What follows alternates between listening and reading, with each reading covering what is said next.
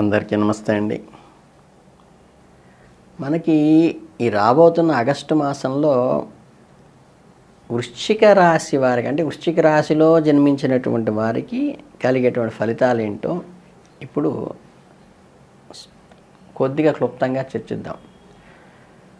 అంటే ఏంటంటే దీంట్లో విశాఖ యొక్క 4వ పాదంలో పుట్టిన వాళ్ళకి కానీ, అనురాధలో 1, 2, 3, 4 అనురాధ మొత్తంలో 4 పదాల్లో ఏ పదంలో పుట్టినప్పటికీ కూడా, అలాగే జ్యేష్ఠ నక్షత్రంలో 4 పదాల్లో ఏ నక్షత్రంలో పుట్టినప్పటికీ కూడా, అలాగే పేరు మొదట్లో తోతో కానీ, నాతో కానీ, నీతో కానీ, నూతో నూకరాజు కానీ, నేతో కానీ, నోతో కానీ, యామిని, ఈ యుగంధరు, ఇలా ఏంటంటే ఈ 9 అక్షరాలకు సంబంధంగా కూడా పేరు ప్రారంభమైన వాళ్ళు కానీ, వీళ్ళకి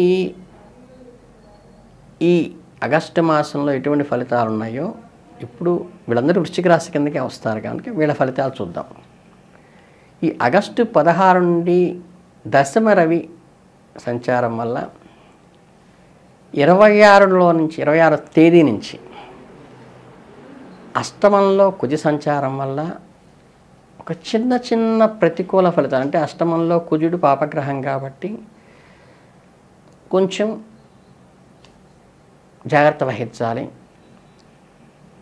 మీరు కనుక దైవారాధన చేస్తూ కొంచెం శ్రమ పట్టుదల చూపగలిగితే అన్నిటా సాధారణ ఫలితాలే ఉంటాయి, ఇబ్బంది ఉండదు.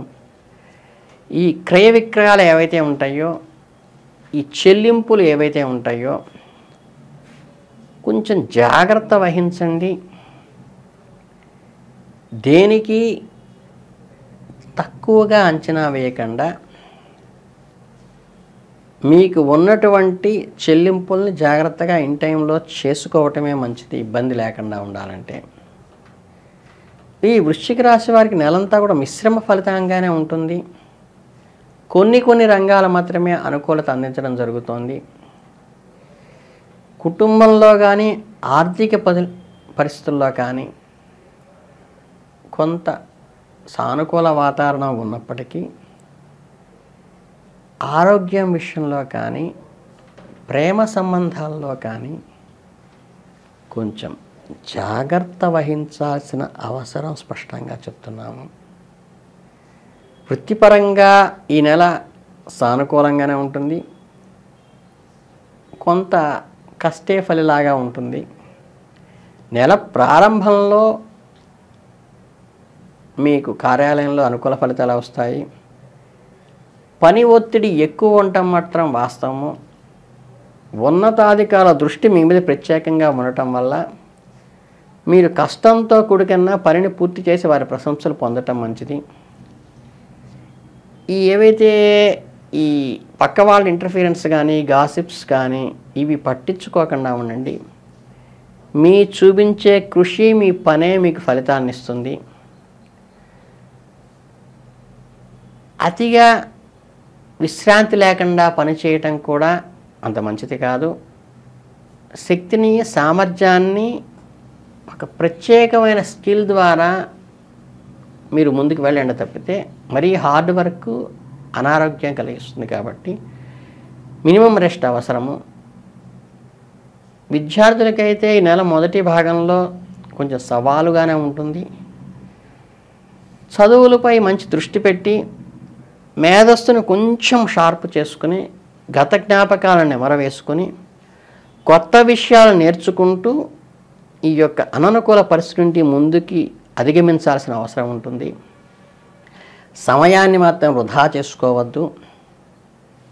ఈ నెలలో సమయపాలన మీకు చాలా ముఖ్యము. మీ కష్టమే మిమ్మల్ని కాపాడుతుంది. నెల 2వ భాగానికి వచ్చేసరికి పరిస్థితులు మెరుగుపడతాయి, సానుకూల ఫలితాలు వస్తాయి. పోటీ పరీక్షకు సిద్ధమవుతున్న విద్యార్థులకు కూడా నెల 2వ భాగంలో మీకు పాజిటివ్ రిజల్ట్స్ వస్తుంది. మీరు అనుకున్నది కూడా సాధిస్తారు. కుటుంబ జీవితం ఈ నెలలో బాగుంటుంది. కుటుంబ సభ్యుల మధ్య ప్రేమ, అనురాగం కూడా పెరుగుతాయి భాగస్వామితో. ఇంట్లో సుఖ సంతోషాలు వెల్లివిరుస్తాయి. కుటుంబ సభ్యులతో కలిసి విందు వినోదాల్లో కూడా పాల్గొంటారు. కాకపోతే వారి అవసరాలు గుర్తించి వారికి అనుకూలంగా మీరు నడుచుకున్నప్పుడు మీరు వారి మనస్సుని ఆకట్టుకోగలుగుతారు. కొన్ని ముఖ్యమైన విషయాలు నిర్ణయాలు తీసుకోవాల్సిన అవసరం అవుతుంది కాబట్టి జాగ్రత్తగా కుటుంబ సభ్యులందరూ కలిసి పరిగణలోకి వాళ్ళ అభిప్రాయాలను తీసుకుని ముందడుగు వేస్తే మంచిది.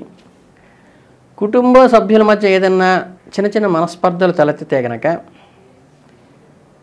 వాళ్ళని ప్రేమగా దగ్గరికి తీసుకుని ఓర్పుతో సంయమనంతో వారికి మీ అభిప్రాయాలని స్పష్టంగా చెప్పటం వల్ల సానుకూల వాతావరణం వస్తుంది. ప్రేమ సంబంధ విషయంలో ఈ నెల కొంత సవాలుగానే ఉంటుంది ప్రేమికులకి. కానీ మీ జీవిత భాగస్వామితో అతిగా మాట్లాడటం చేయకుండా, అనవసరమైన వాగ్విదాలకి అసలు తావివ్వకుండా కొద్దిగా ఓపిక పట్టండి. మీ మధ్య ఘర్షణకి కూడా కొద్దిగా తావు చేసే సూచనలు ఉన్నాయి కాబట్టి వీలైనంత వరకు తగ్గి ఉండటానికి ప్రయత్నించండి. మీ మాటలు పూర్తిగా నియంత్రించుకోండి. మీ భాగస్వామి తరఫున ఆలోచించి వారి భావాలను గౌరవించటం ముఖ్యమైనది అనేది గుర్తుపెట్టుకోండి. మీరు మీ భాగస్వామితో స్పష్టంగా మాట్లాడటమే కాక వారి భావాలను కూడా గౌరవించడం ద్వారా మాత్రమే మీ గౌరవాన్ని నిలబెట్టుకుంటారు. అలాగే సంబంధాన్ని బలపరుచుకోండి కుటుంబ సభ్యులతో. ఆర్థికంగా నెల ప్రారంభంలో బాగానే ఉంటుంది. కాకపోతే కేతువు 11వ ఇంట్లో ఉండటం వలన, బృహస్పతి 7వ ఇంట్లో ఉండటం వల్ల ఆదాయం పెరుగుతుంది. దానితో పాటు ఖర్చులు పెరుగుతాయి.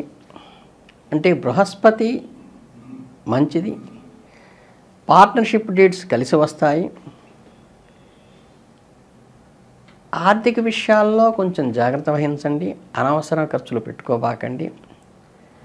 బడ్జెట్ రూపొందించుకుని ముందుకు వెళ్ళటం మంచిది. ఆర్థిక స్థిరత్వాన్ని కోల్పోకుండా ఉన్నటువంటి ఆర్థిక వనరులని సక్రమంగా గాడిలో పెట్టడం నేర్చుకోండి. ఆరోగ్యపరంగా మిశ్రమ ఫలితాలను ఇచ్చేటువంటి అవకాశమే ఉంది. ప్రారంభంలో ఆరోగ్యం బాగున్నప్పటికీ 26 తర్వాత కొన్ని చిన్న చిన్న సమస్యలు తలెత్తేటువంటి అవకాశం కూడా ఉంది. జాగ్రత్త పడాలి. మానసిక ఒత్తిడి కానీ ఆందోళన కానీ ఇబ్బంది పెట్టవచ్చు. కొంచెం సమతుల్యమైన ఆహారం తీసుకోవటం వల్ల శారీరక ఇబ్బందిని, క్రమం తప్పకుండా వ్యాయామం చేయటం వల్ల అధిగమించవచ్చు. తగినంత విశ్రాంతి తీసుకోవడం వల్ల మానసిక ఇబ్బందిని జయించవచ్చు. ధ్యానం కానీ యోగా కానీ చేయటం చాలా మంచిది. సూర్య నమస్కారాలు చేయటం పరిహారంగా చెప్పబడింది. ప్రాతకాలంలో డి విటమిన్ ప్రసరించే టైంలో మీరు సూర్య నమస్కారాలు చేయండి. మంగళవారం రోజు కనుక చిన్నపిల్లలకి ఈ బెల్లము శనగలతో కనుక చేసిన ప్రసాదం పంచటం వల్ల కానీ, గుళ్ళో శనగలతో కూడినటువంటి సాతాళింపు శనగలు పంచటం వల్ల కానీ మంచి అనుకూల ఫలితం వస్తుంది. మీ ఆరోగ్యం, ధైర్యం మంచి విజయాన్ని సాధించేలాగా ఏర్పాటు చేసుకోండి. ఈ రకమైనటువంటి ఫలితాలతో మీకు మంచి అనుకూలమైన ఫలితాలు కలుగుతాయని, హనుమాన్ చాలీసా పఠనం కూడా చాలా మంచిదని మీకు అందరికీ తెలియజేస్తూ, మీ అందరికీ మంచి అభివృద్ధిలోకి రావాలని ఆశీర్వదిస్తూ ధన్యవాదాలు.